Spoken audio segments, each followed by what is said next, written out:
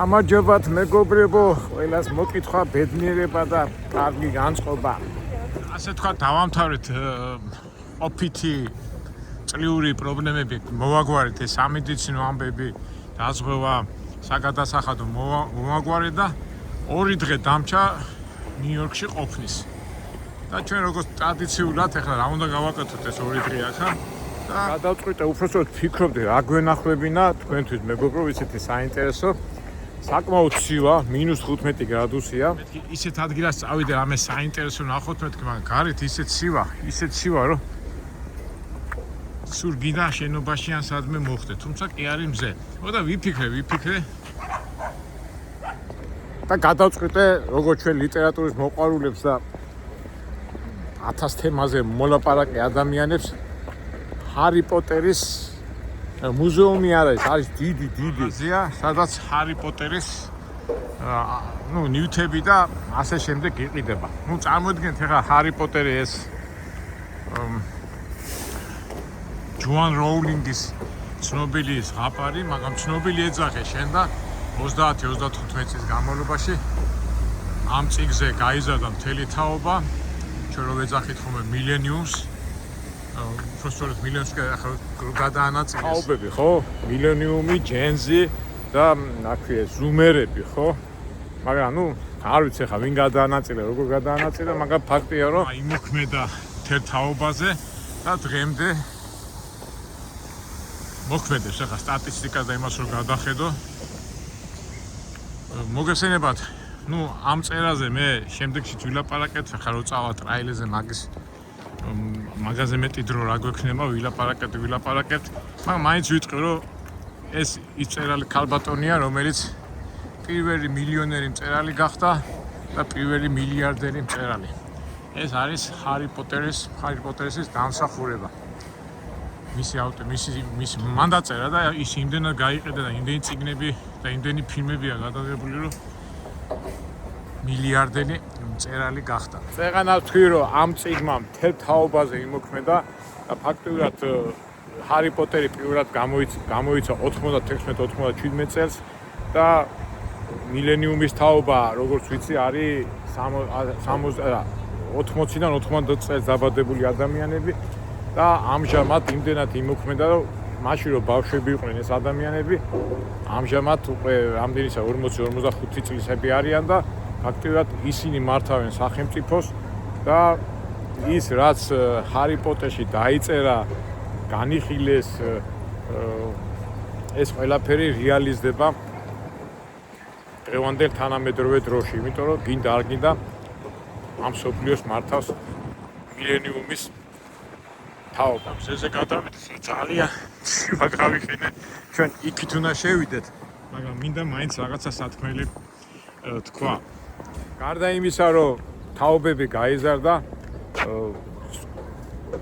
ბევრ რაღაცაზე იმოქმედა და ძალიან ლონდონში და იმებში დიდი მუზეუმებია, გონი ყველა ქალაქში არის ჰარი პოტერის მუზეუმი და მეც აი ამ შენობაში უნიკალურ უთო შენობას ეძახიან Iron Building, თავისებური ხო, როგორც სამკუთხედია.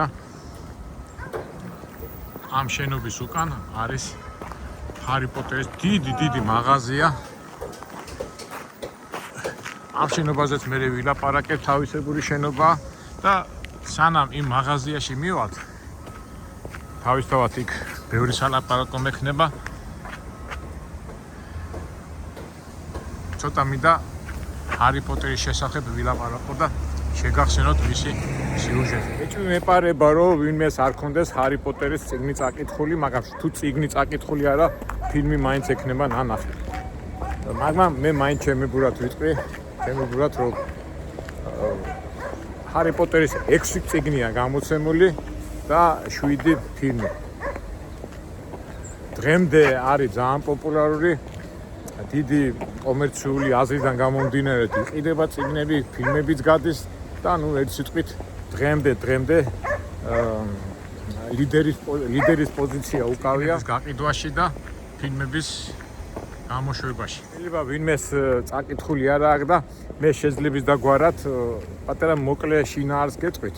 ეხლა რამდენად შევძლებ, მაინც ეხლა წიგნი რაღაც 2-3 წუთში მოყვე და მე განვავცობ ამას, იმიტომ რომ სანამ იმ მაღაზიაში შეხვან, უნდა იცოდე ხდება რა მნიშვნელობა აქვს და ყველა ხო იცით ხა ყველაფერს აქვს თავისი დანიშნულება და უკვე მაღაზიაში შეხვარ უფრო ადვილად შეიმეცნებ. მართალია ეს წიგნი როგორც ზღაპარი დაიწერა, მაგრამ ამ ზღაპარს ბევრი ბეზი გადატანითი მნიშვნელობები აქვს. პოლიტიკოსები ჩაერივნენ, კონსერვატორი რელიგიის წარმომადგენლები ჩაერივნენ. წიგნი, რომელსაც აი ყველა სფერომ, ყველა აზროვნებამ და ცნობიერებამ ყველა შეეხო. ზოგი აკრიტიკებს, ზოგი ლანძღავს, ზოგი აქებს, ზოგი მომოვალია. ერთ სიტყვით წიგნი არის ყველაფერი და შეძლებიდა რა გვარად ჩვენს განვიხილოთ ეს. მოგონება მაკავშირებს ამ წიგს. მახსოვს 2000 წელს მაშინ ამერიკაში ვიყავი და გავცე და აი ასეთი ამბები რომ ბავშვებმა მაშინ კომპიუტერი და ასე თქვა ონლაინი და ინტერნეტი არ იყო, მაგრამ ადამიანებს არ უყვარდათ წიგნის კითხვა, სხვა რაღაცაზე, გართობებზე, თამაშებზე და იმაზე იყვნენ ორიენტირებულები და მაშინ გამოჩნდა რაღაცა წიგნი ჰარი პოტერსი, რომელსაც ახალგაზრდა თაობა ისე იტაცებდა და ისე თანთავდგათ, როგორ ვთქვათ, კითხულობდნენ, ადამიანები გაგიჟდნენ, რა ხდება, იყო წიგს ვერ შოვიდი, იმდენი ესეთი მოთხოვნა იყო წიგნებზე და აი მაშინ დავინტერესდი მეც, ახ რა ხდება კინოს იღები. წავიდეთ იქით, მაინც ნიუ-იორკია. და აი მაშინ დავინტერესდი მეც რა იყო ეს. პირველი წიგნი რო გამოვიდა, პირველ წიგს ეთქვა ესა ფილოსოფიის ქვა. მე ყოველ წელიწადში, ორ წელიწადში ახალი წიგნი გამოდიოდა და იყიდებოდა სასწაულად და მახსოვს მაშინ არ მოვდნო რა ხდება, რა წიგნი ამისთანა, რომ ბავშვებმა და ახალგაზრდა თაობამ დაიწყო წიგნის კითხვაო და აი მეც დავინტერესდი. ავიდა წიგნის კრიტიკა, განსაკუთრებით ეს რელიგიური ორგანიზაციები და მე მახსოვს ჩვენი მართლმადიდებელი ეკლესიას და საერთოდ არა მარტო მართლმადიდებელი, ყველა ეკლესია გძალავდნენ ამ წიგნის კითხვას, იმიტომ რომ ეს არის სატანური, ეს არის ეშმაკისეული და ამან უფრო გააღვივა ინტერესი, იმიტომ რომ ეხლა მეგობრებო, არავის კრიტიკას და იმას არ ვაპირებ ჩვენ სტილში.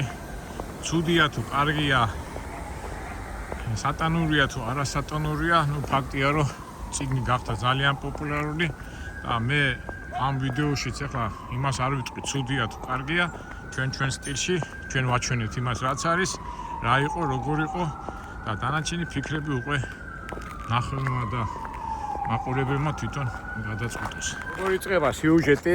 არის ლონდონის ერთ-ერთ ქუჩაზე, არის სახლი ნომერი 4, სადაც ცხოვრობს დურლუების ოჯახი. დედა, მამა და შვილი. და უცბად ამ ოჯახში დაემატება მესამე წევრი, 1 წლის ჰარი პოტერსი, რომელსაც მშობლები დედმამან გარდაეცვალნენ, უბრალოდ ავარიაში მოყვნენ და ნათესავები არ ყავდა, აღმოჩნდა რომ ამ დურლუების დედის და იყო დურლუ თვითონ ცოლს ამოვიწა სახელი, მაგ ოჯახში მოხდა. მიდის სიუჟეტი რომ ეს ჰარი ამ ოჯახში როგორც ყველა უბორი ადამიანი ჩარლზ დიკენსის და ინგლისური კლასიკური ლიტერატურის სტილში ძალიან ცუდი ბავშვობა ჰქონდა. იმდენად ცუდი რომ რაღაც სიმბოლურად აგერ ძაღლები დარბიან, ძაღლივით ექცეოდნენ ამ დურლუების ოჯახში. მისი დეიდაშვილის ტანსაცვლით, ნახმარი ტანსაცვლით გაიზარდა, კიბის ქვეშ ეძინა და საერთოდ ცხოვრებაში საჩუქარიც არ მიუღია და საერთოდ ჰქონდა ძალიან, ასე ვთქვათ, არაბავშვური ბავშვობა. ჰარი პოტერსი რო გახდება 10 წლის, ერთ დღესაც მოვა პოსტალიონი და მოიტანს დაბეჭდილ ბეჭედს, წერილს და რო გახსნიან, იქ ეწერება რომ ჰარი პოტერსი არის განსაკუთრებული ბავშვი, ის არის ჯადოქარი და ვალდებულია წავიდეს განათლება მიიღოს ჯადოქრების სკოლაში, რომელსაც ქვია ხორდვარდი. ქალაქია ხორდვარდი და ეს დაფინანსება და ეს ყველაფერი ეს მოხდება ჩვეულებრივად. ეხლა მე სიუჟეტებში არ გადავარ, მოკლედ ვიტყვი ყველაფერს. 10 წლის ჰარი პოტერი მოხდება ჰორდვარდის ციხესიმაგრეში, ეს ლონდონიდან ცოტა მოშორებულ ადგილას არის და იქ ფაქტობრივად ჯადოქრების სკოლაა და იქ დაიწყებს სწავლას. შრამი დაედება, სპეციალური შრამი და ამით ეცოდინებათ, რომ ეს შრამიანი ბიჭი არის რჩეული ადამიანი. გადის დრო და აღწერილია, ეხლა ჯადოქრების სკოლა წარმოიდგინეთ, როგორი დამაინტრიგებელი თემაა. თავისი ნიუანსებით მიდის იქ და იქ გებულობს, რომ მისი დედმამა არა ავარიაში, არამედ ბოროტი ძალის, ანუ ბოროტი პიროვნების ვოლდემორი, ანუ ბოროტი მაგი არის მისი მშობლების გამღუპველი. ფაქტიურად გამოუცნობია ეს მშობლები კი დაღუპა ამ ვოლდემორმა, მაგრამ ეს რატომღაც შვილი არ დაღუპა და ფაქტიურად გებულობს ამას ყველაფერს და პატარა ჰარი უკვე სკოლის დირექტორთან ძალიან დამეგობრდება. დირექტორის სახელია ამბდელი და აგრეთვე იქ გაიცნობს კეთილ ჯადოქარს, რომლის სახელია ამბედორი. თავისთავად ეხლა როგორ ვამბობ, ყველაფერს აქვს თავისი დრო და იმ ჯადოქარმა და იმ ჯადოქარმაც ჩათვალეს, რომ ჰარი პოტერსი უნდა გაძლიერებულიყო, უნდა ესწავლა ეს თელი ჯადოსნური ტექნიკა და საშუალებები და მეორე უნდა დაეწყო ბრძოლა ვოლდემორთან. პატარა ჰარი იწყებს სწავლას, იქ ფაკულტეტებია და როგორც წინიდან მახსოვს, გონი 6 თუ 7 წელი უნდა ისწავლოს და იქ პატარა ჰარი გაიცნობს რონის მისდას და გაიჩენს მეგობრებს. იმ სკოლაში სწავლობდნენ უფრო წარმატებული ადამიანების შვილები, ესეც უკვე გადატანითი ნიშნობით არის და უბრალოდ ჰარის ცოტა დისკომფორტი ჰქონდა, იმიტომ რომ რონი იყო ჩვეულებრივი სითბოში და სიყვარულში გაზრდილი ადამიანი და თელის, ასე ვთქვათ, ეს წიგნის განმავლობაში ჰარის ეს ნაკლი ჰქონდა, რომ უკმაყოფილო იყო, რომ ეს ნაკლი ჰქონდა. ერთ სიტყვით დამეგობრდებიან ეს რონი და მისი მეგობრები, ხა ყველა სახელები არ მახსოვს და მიდის უკვე პროცესები სწავლის და იმ სკოლაში მიმდინარე ამბების მოყოლა წიგნში. ჰარი და მისი მეგობრები გაიგებენ, რომ არის ასეთი ფილოსოფიური ქვა, რომელიც იმალება საიდუმლო ოთახში, ჰორვარდის ციხესიმაგრეში და ცდილობენ ამ ფილოსოფიური ქვის აღმოჩენას. მაგრამ პარალელურად ამ ფილოსოფიური ქვის გათრევა, ასე რომ ვთქვათ, უნდა ვოლდემორს. ფაქტიურად აი თელი 6-7 წიგნის სიუჟეტი არის ჰარი პოტერსა და ვოლდემორს შორის ბრძოლა. პირველი წიგნი იყო ფილოსოფიური ქვა და მოდი ახლა მეგობრებო ისე გავიყინე. -15 გრადუსია და უკვე გარე ვეღარ შეძლეს სიარული და მოდი შევიდეთ უკვე მაღაზიაში და გავთვლით და იქ გავაგზავნოთ ჩვენი საუბარი. შენობის უკან არის ეს Wizard World და აგეწერია ჰარი პოტერს.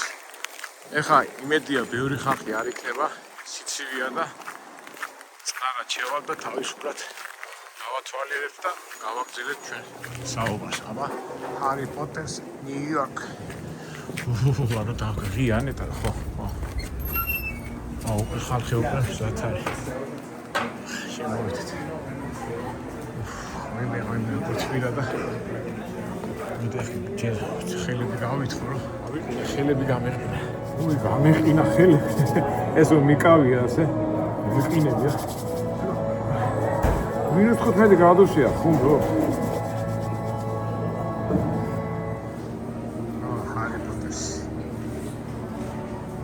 გავთქვით და კარგია დილით რომ მოვედით, თორე ძალიან ბევრი ადამიანი შემოდის. ამისი ამდენი სიცივისა ეს ძალიან პოპულარული ადგილია ჰარი პოტერსის მაღაზია. თავისთავად ეხლა 35 წელი, 30 წელი რომ მიდის ამ წიგნის პოპულარიზაცია თუ როგორ ვთქვათ, ფაქტია რომ მოქმედებს თაობებზე თავისთავად უკვე ადვილი საქმე არ არის. მოდი ახლა მოჩვენ რა გავაკეთოთ, ახლა მე პირველად ვარ აქა და შეიძლება დაგვარად გავიხსენებ ყველა იმ ელემენტებს და მომენტებს, რაც წიგნშია აღწერილი, უბრალოდ 6-ვე წიგნში. მეგობრებო, მე ცოტა დავამთავრებ ამ იმას მოყოლას და მე უკვე კარგად დავათვალიერებ. როგორ ვთქვი, 6 წიგნია. აქედან გამომდინარე, არა, ბოდო 7 წიგნია და მთლიანად მთელი სიუჟეტი რო გაიგო წიგნის სასურველია, რომ 7-ვე წიგნი ქონდეს დაკითხული, იმიტომ რომ 7-ვე წიგნი ერთმანეთთან არის დაკავშირებული. ნუ საერთო ჯამში ბრძოლა მიდის ამ ვოლდემორთან, ამ სიუჟეტიც არის ხო, მთელი კინოებშიც არის ნათქვამი და ამ 7 წიგნში ასეთი მომენტია, პირველი 3 წიგნი შეიძლება ჩავთვალოთ, რომ უფრო ბავშვური და უფრო ბავშვური აზროვნებით არის, მაგრამ უკვე მე-4, მე-5 წიგნში რო გადადიხარ, უკვე რაღაც დიდი არის აზრებიც არის განსაზღვრული და დიდი ადამიანის ფიქრებიც, სადაც აი ანალიტიკოსები და სპეციალისტები იძახიან, რომ აქ ძალიან ბევრი პოლიტიკური მომენტია ჩარეული და ასე შემდეგ. სანამ პოლიტიკაზე გადავალ, მაინც შედარებით კიდევ სიუჟეტს მივყვები. ამ ბრძოლაში ეხლა ვოლდემორი ძალიან დიდი მაგია და იქიდან გამომდინარე, რომ ებრძვის ჰარი პოტერს ბოლომდე ვერ ერევა და საქმე იმაშია, რომ ეს ჰარი პოტერს იცავს მისი დედის ფარველი ძალა, ლილი პოტერის და ნუ საბოლოო ჯამში იქ მომენტებია აღმოაჩენს იმ ადამიანსაც, რომელმაც ხელი შეუწყო, რომ მისი მშობლები დაღუპულიყვნენ, აღმოაჩენს ამ ბრძოლაში ჰარი პოტერში თავის ნათლიასაც და ერთობლივად იბრძვიან. ჰარი პოტერს ვოლდემორსაც უყავს თავისი ავი მეგობრები, ასე თქვა. ჰარი პოტერსაც უკვე კეთილი ჯადოქრები ეხმარებიან და ერთ-ერთი ასეთი კეთილი ჯადოქარია დამბედორი. და ამ ბრძოლაში ფაქტიურად ერთ მომენტში იქით მხარესაც კვდება ადამიანები და აქითაც და ერთ-ერთი ესეთი კრუჩევოი, ანუ გადამწყვეტი, როგორ ვთქვათ, ჯადოქარი დომბედორი, ბოდიში და ხა მეგობრებო, ვინც ხა ჰარი პოტერში კარგად იცის, არ გამომტყუნებთ მის ზოგიერთ გმირის სახელის სწორად თქმაში, იმიტომ რომ დიდი ხნის წინ წავიკითხე, კაი დიდი ხანია წავიკითხე და ახლა უბრალოდ ჩვენ როგორ ვამბობთ, ჩვენ ვამბობთ ნატურაში, ბუნებრივად და მომიტევეთ არასწორი სახელისთვის. სიტყვით მიდის ბრძოლა ჰარი პოტერსა და ვოლდემორს შორის და მთელი ეს 7 წიგნი მაგაზია. ნუ მანდ იყენებენ მიმდინარე პროცესებს პოლიტიკური, ზოგჯერ ადარებენ ხოლმე, რომ აი მაგათად პოლიტიკოსები ამბობენ, რომ ვოლდემორი არის ბოროტის სული, რომელიც არასდროს არ კვდება და მანდ ასეთი მომენტიც არის, რომ რა უნდა ხა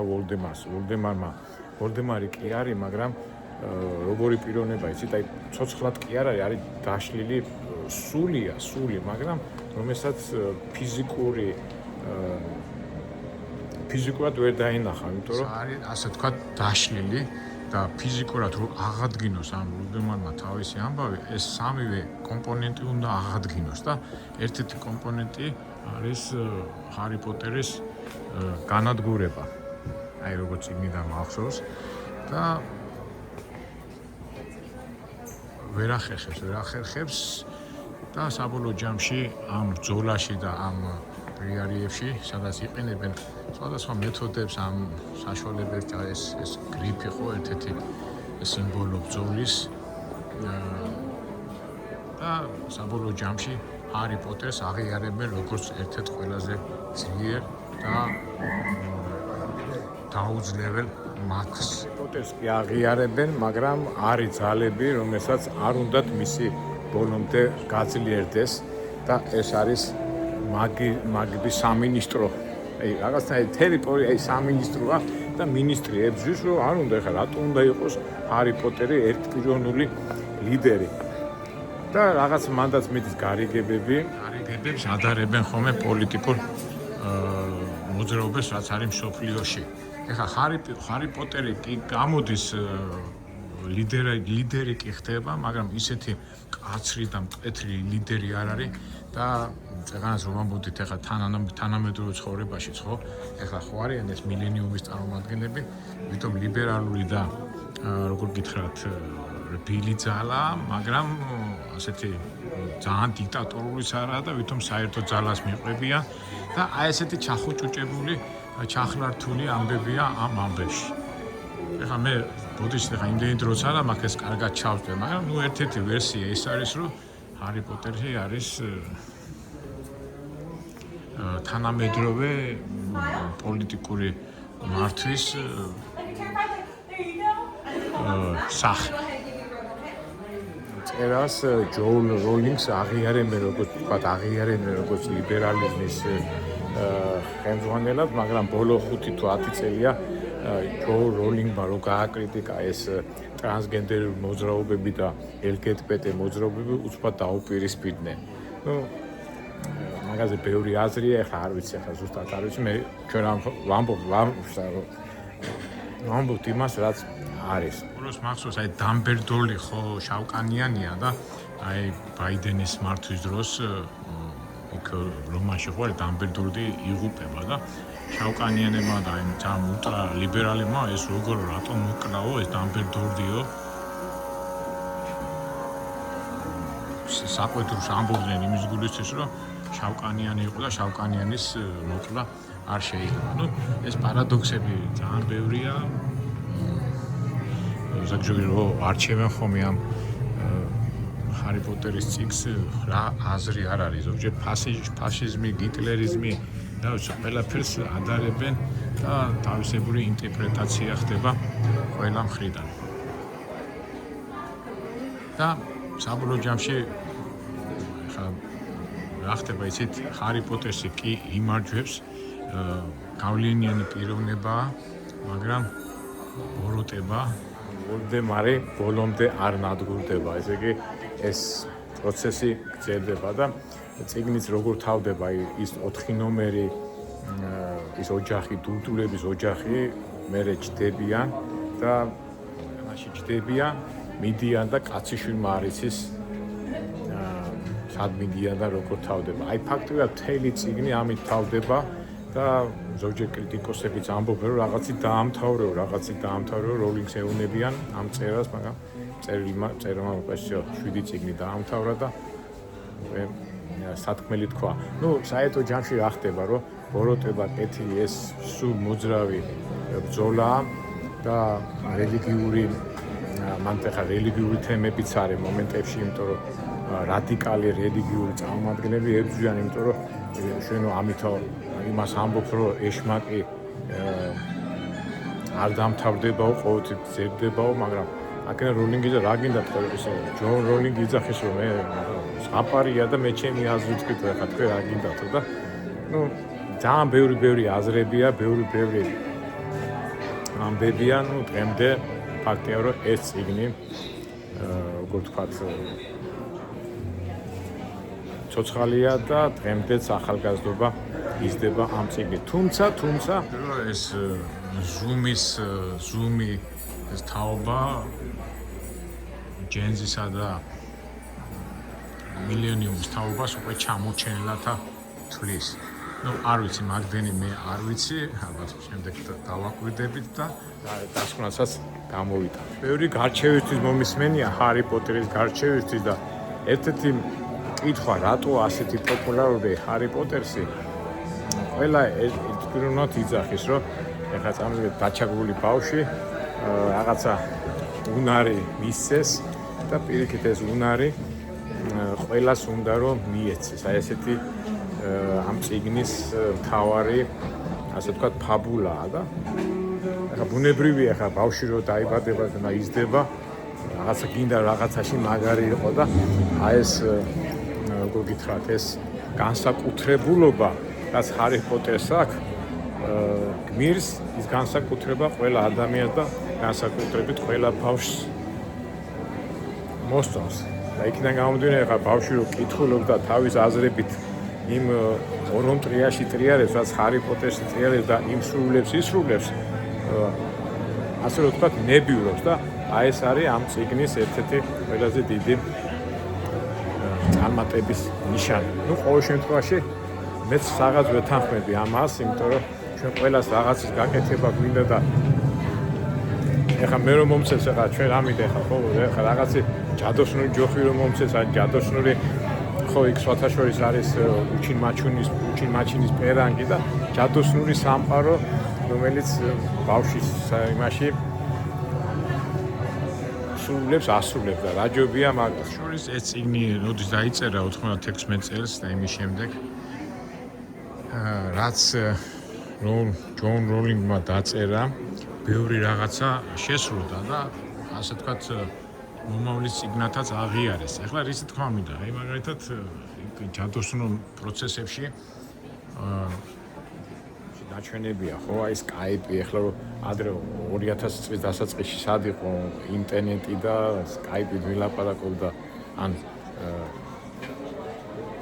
გავცელდა მე უხაზო ტელეფონები მაშინ არ იყო იქ ჰქონდათ ახლა გავცედა აი ეს რო არის კიდე ჩვენ რო ვიყენებთ კაცო მძღოლები GPS ეძებდნენ ხოლმე და აგერ არის ერთ-ერთი მაგალითი აი რუტის მიხედვით სად ვინ არის სად რო ასაკეთებენ იმასაც მაშინ ახლა 2000-იან წლებში ვინ იცოდა მაგრამ დღეს ახლა GPS-ის გარეშე ვინ დადეს ბევრი რამ რაც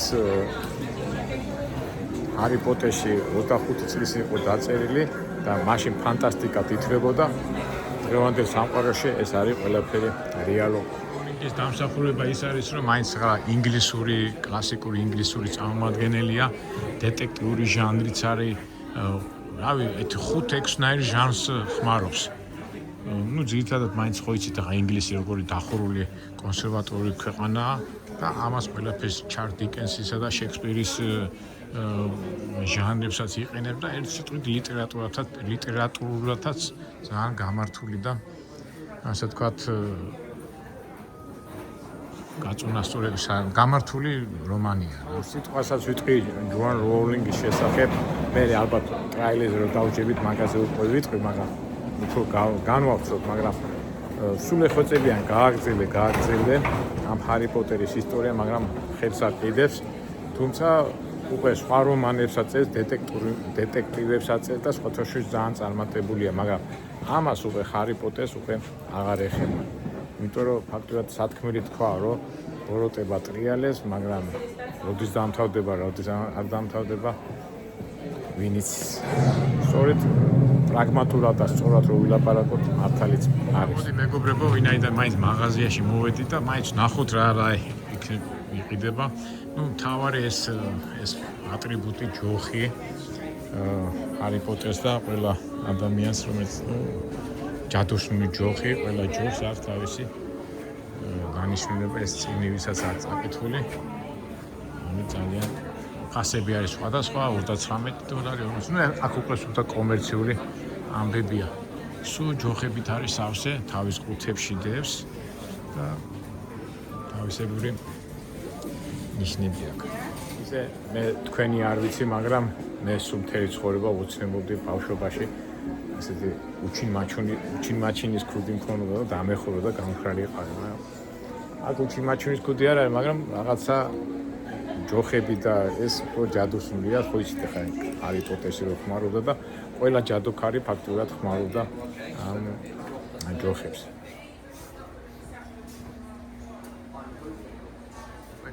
გრიფიც გახსოვს ერთ-ერთი მაგი ამ გრიფს ხმარობს. გრიფი ეს არის ჯადოსნური ზღაპრული ფრინველი რაღაცა სხვადასხვა მიზნების გამოსაყენებლად. ეს ცოცხი ჰარი პოტერს რო დაფრინავს სიმბოლოა. როგორია ხა რამდენი ადამიანი ისარგებლებდა ამ ცოცხით. ბაბა-იაგას კი დავწინით ბაბა-იაგას, მაგრამ მაგარი იყო ბაბა-იაგაც ხო ცოცხით დაფრინავდა. მე რომ მკითხოთ, მე დიდი სიამოვნებით ვიფრინავდი ამ ცოცხით. სკივრები ხო? სკივრი ჩემოდანები როგორ ეს ზღაპარი და სკივრის გარეშე არ გამოვა, ხო? რუსულად სუნდუკ სკივრი, რაღაც ჯადოსნურია, ხო? რამდენი ადამიანი ოცნებობს, ახლა ნეტავის არმეს სკივრი მაპონინა, დამარხული, დაფლული მიწაში და იქიდან უკვე სიმდიდრე და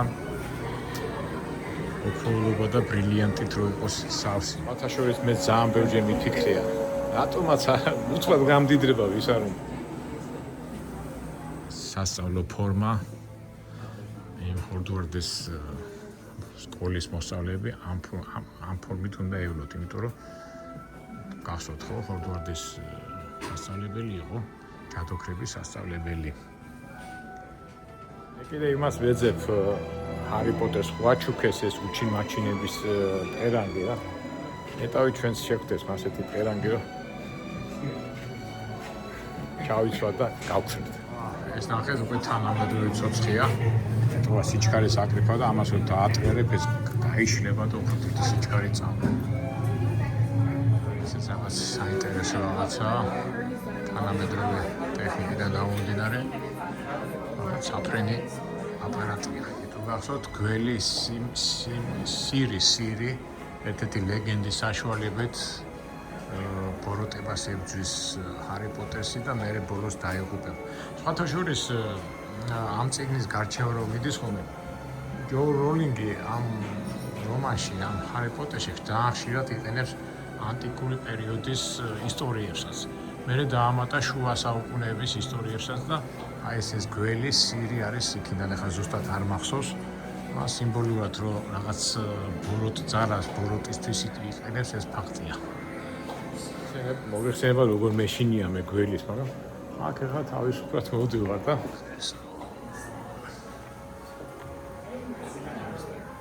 ელმე თუ გახსოვთ სიუჟეტი და ეს ერთ-ერთი კეთილი პიროვნებაა ჯადოქრებს, რომელიც ჰარი პოტერს გვერდზე დაასდევს და რჩევებს აძლევს. ათვალები აქვს, ა? ესე ასეთი მეგობარი რო ყავდეთ ჩვენ ყოველთვის რომ გადამწყვეტ მომენტში სწორ გადაწყვეტილებას მიგვაღებინებს. აჯობია მაგას. არა ილმე. სხვადასხვა სუვენირებია. ახლა ამერიკელებს ეს არ შეეშლებათ.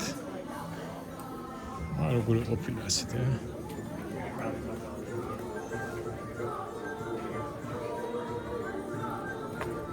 სუბაში აი გულივერს ვკითხულობთ ხოლმე.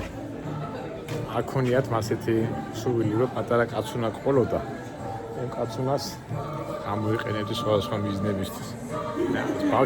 ბავშვობა მაგარი პერიოდია. სკალი იყოს, ა? სადარ გააგზავნით, რა?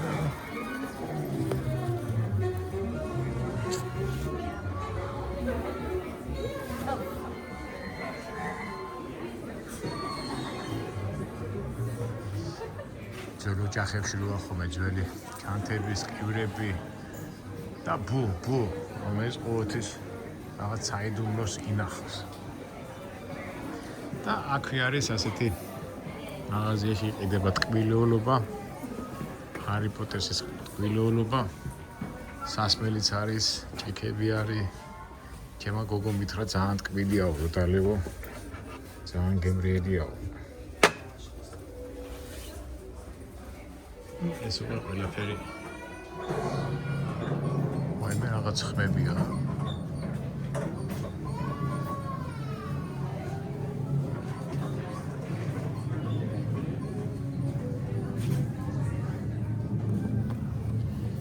შოკოლადები სხვადასხვა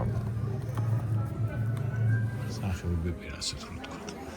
იცია თუ ისია, ფაქტია რომ ამ წიგნმა ყველა რეკორდს გადააჭარბა და აი ხალხი მოდის და მოდის, ახლა ჩვენ უბრალოდ გაგვიმართა ცოტა დილით მოვედით, თორე ზოგჯერ არის ხოლმე რიგებია და ძალიან ბევრი ადამიანი. მე ახლა არც ჯენზის თაობა ვარ, არც მილენიუმის თაობა, მაგრამ ფაქტია რომ წიგნმა ამხელა გავლენა მოახდინა. ხშირად ამბობენ ხოლმე რომ ეს წიგნი მანიპულაციის საშუალება იყო და ჯო როლინგმა ეს უმაღლეს დონეზე მოახერხა თუ არ მოახერხა ვიზარდი ვორკის ჯადოქრული სამყარო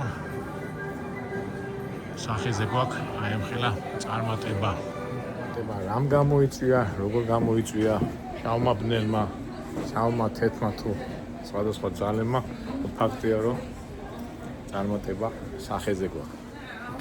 არც აქით ვაჩვენებთ იმას, რაც არის სახეზე. ამხელა სახელი, ამხელა რამდენი მაღაზიები და რამდენი მუზეუმებია მთელ მსოფლიოში. კარგით მეგობრებო, ჩემი ბურად ეს გაგაცანით, ყოველ შემთხვევაში თუ მოხვდებით ნიუ-იორკში და თუ გიყვართ ჰარი პოტერი და მისი ფიქრები და მთელი ბავშვობის მოგონებები, მოდით აქა და გაიხსენებთ თქვენ ბავშვობას, თქვენ ძნობებს და ბავშვობაში განვლილ ძნობებზე კარგი რა უნდა იყოს, არა? კარგით მეგობრებო, დაგემშვიდობებით. წავიდეთ ახლა თქვენ სხვა რაღაცა ნახოთ საინტერესო. ეს უკვე შემდეგ ვიდეოში იმედია საინტერესო გამოგვივა.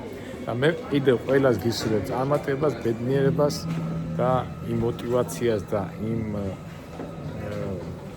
სულისკვეთებას, რასაც ქვია წარმატების სულისკვეთება, წინსვლა და ასე შემდეგ.